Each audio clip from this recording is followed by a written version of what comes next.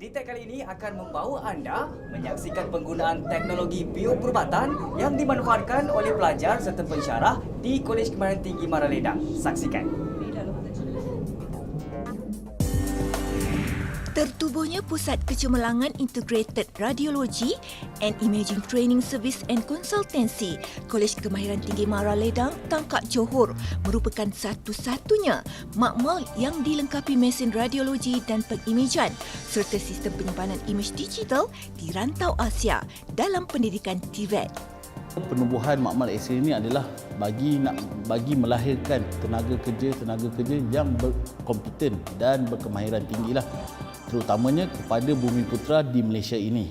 Dengan adanya fasiliti dan teknologi yang kita sediakan kepada pelajar-pelajar, dengan adanya situasi yang sebenar ini, dia akan memberi pengalaman dan pendedahan yang terbaik kepada student ini lah.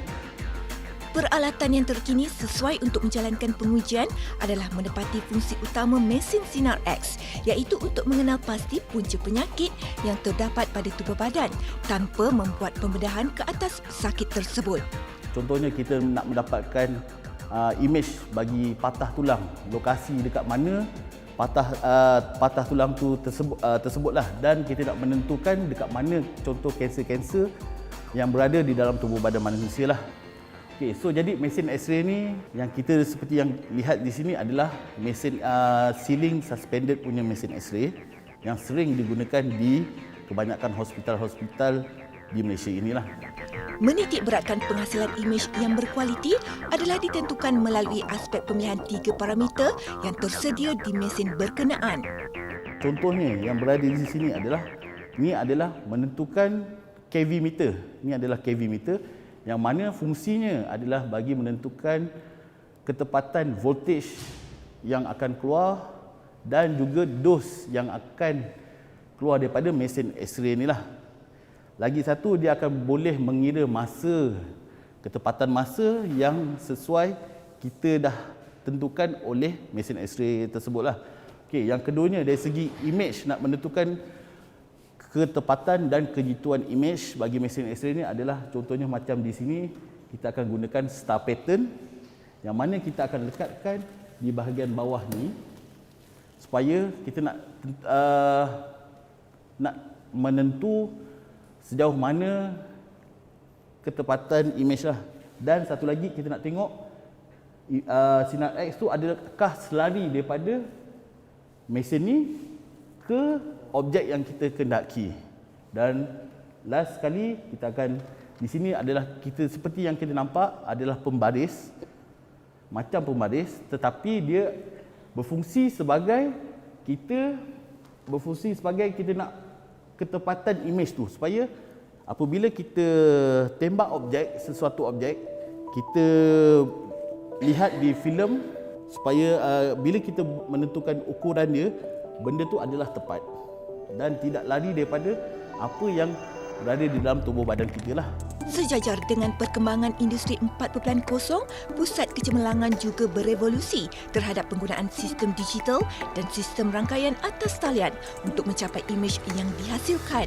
Ini adalah mesin kita panggil sebagai mobile X-ray, di mana kelebihan dia adalah dia dapat digerakkan. So berlainan dengan general X-ray yang ada, dia terdapat dalam bilik X-ray saja.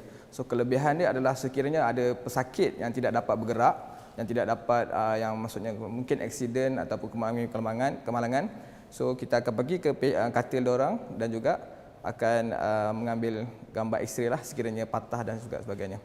Okey. Di sini kita akan menggunakan yang kita panggil sebagai DR. Okey, DR tersebut akan diletakkan, contohnya kita akan ambil di kepala. So kita akan gerakkan.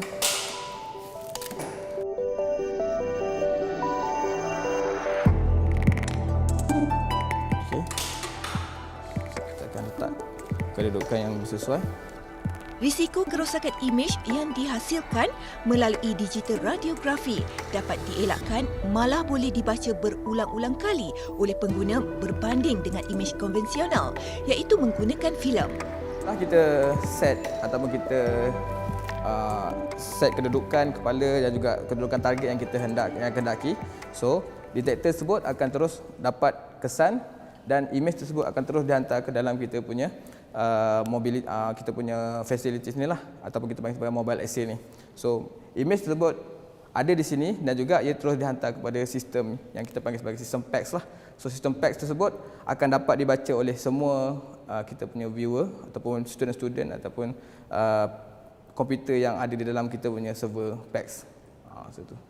So tidak perlu untuk menjalankan sebarang cucian, dan juga kerana kecucian melibatkan chemical, so seterusnya dia akan menjimatkan masa sambil kita tidak perlu inilah, maksudnya kedudukan bilik X-ray dan juga ward agak jauh, so memudahkan para pekerja untuk menjalankan kerja mereka lah.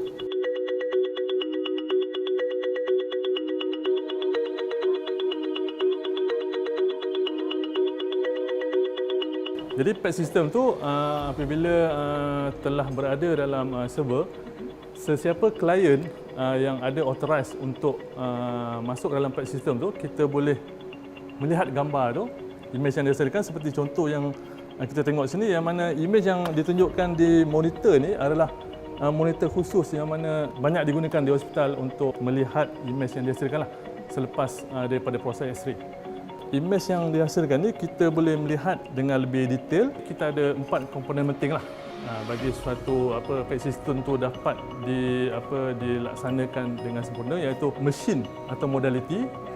Contoh mesin X-ray, CT scan, MRI, segala peralatan yang untuk membuat imaging proses di hospital lah. Jadi yang keduanya adalah network facility. Network facility bermaksud rangkaian yang mana menghubungkan daripada modality, daripada mesin X-ray contohnya, imej tu dihantar ke server. Jadi yang keempatnya sendiri adalah storage. Di mana storage tu kita contoh macam server lah, untuk kita menyimpan semua imej yang dihasilkan atau yang kita perolehi daripada mesin radiologi dan imaging itulah. Pendedahan penggunaan peralatan bioperubatan berteknologi tinggi pastinya memberi impak yang besar kepada generasi muda, juga melahirkan lebih ramai pekerja mahir berpendapatan tinggi dalam industri ini. Sekarang teknologi memainkan peranan yang sangat penting dalam pembangunan dunia pada era globalisasi kini. Jadi dengan adanya pelbagai peralatan yang disediakan oleh pihak MARA kepada kami para pelajar di sini, kami lebih berkeyakinan dan